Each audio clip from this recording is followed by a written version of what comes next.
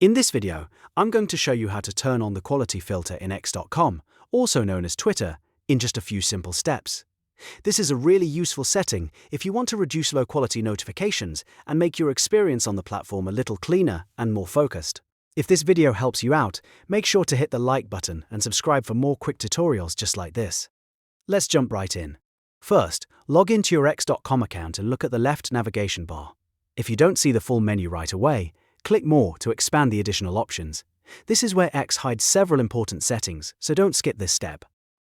Once the menu expands, click Settings and Privacy. This will open the main account settings area, where you can control your profile, notifications, privacy, and other preferences. From there, click Notifications. This section controls what alerts you receive and how X organizes them. If you've been getting too many irrelevant or low-value notifications, this is the place to adjust that. Next, click Filters. Inside the Filters menu, you'll see different options that help control what kind of notifications make it through to you. One of the most important options here is the quality filter. Now, simply toggle on Quality Filter.